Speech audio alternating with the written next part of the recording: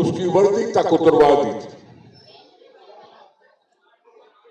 اور عوام کو ملک کا حاکم بنایا تھا، مالک بنایا تھا۔ جدوجہد کا نام میں نے کہا کہ بے نظیر بھٹو صاحب آئے، تسی بے نظیر بھٹو صاحبہ کو یاد کرتے ہوئے اس کی جو پارٹی ہے، جو آج کی موجودہ قیادت ہے بلاول صاحب کی، وہ سارے اسی جدوجہد میں رہے ہوئے۔ وہ جدوجہد چاہے ملک کے خلاف کسی جنگ کا کوئی سامان ہو تو بھی ساری دنیا کا دورہ کر کے بھی پاکستان کے موقف کو آگے بڑھانے کی کوشش کر رہے ہیں۔ اگر پاکستان کے اندر ہمارے حقوق پر ڈاکہ ڈالنے کے لیے، چاہے ہماری پانی پر حملہ جب ہوا تو اس نے بھی اپنی پوری حکمت عملی کے ساتھ لوگوں کے ساتھ کھڑا ہو کر ہمارا وہ مسئلہ حل کروایا کہ اب ہم مطمئن ہیں کہ جی ہاں ہماری مرضی کے بغیر پانی پر کوئی کنال نہیں بنے گا۔ میں اس جدوجہد میں وکلا کو بھی خراج پیش کرنا چاہتا ہوں کہ انہوں نے بھی اس مسئلے کو محسوس کیا اور انہوں نے بھی قدم آگے بڑھائے، جدوجہد میں ساتھی رہے۔ آج بھی پاکستان کے ساتھ مسئلہ ہے ضرور،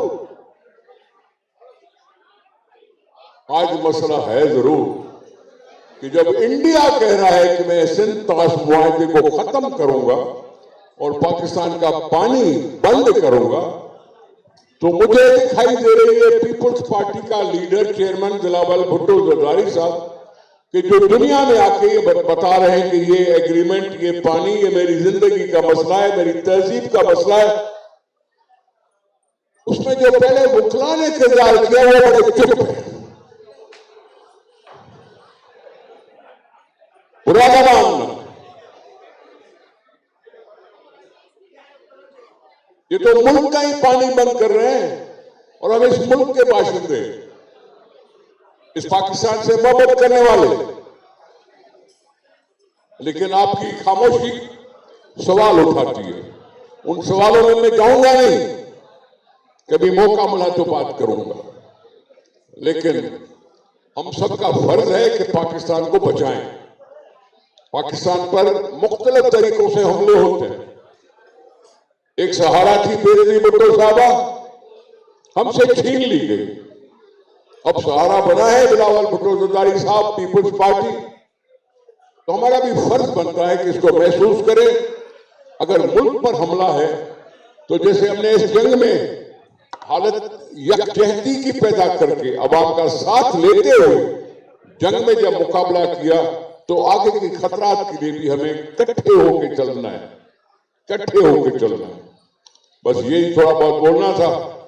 رہی بات کہ کون بے نظیر صاحبہ کا مقابلہ کر سکتا ہے، ہم تو اکثر کہہ دیتے ہیں کہ انسا ہو تو کوئی سامنے آئے۔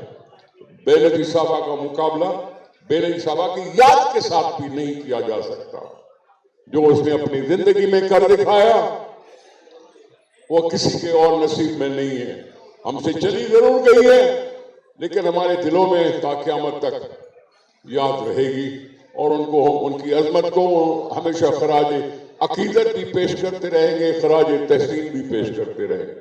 میں بہت شکر گزار ہوں پی ایل ایف کا کہ انہوں نے یہ منعقد کی تقریب اور بے نظیر صاحبہ کو یاد کیا۔ بھائی تھوڑا سا راستہ دیں پلیز، یاسین صاحب تھوڑا سا پلیز۔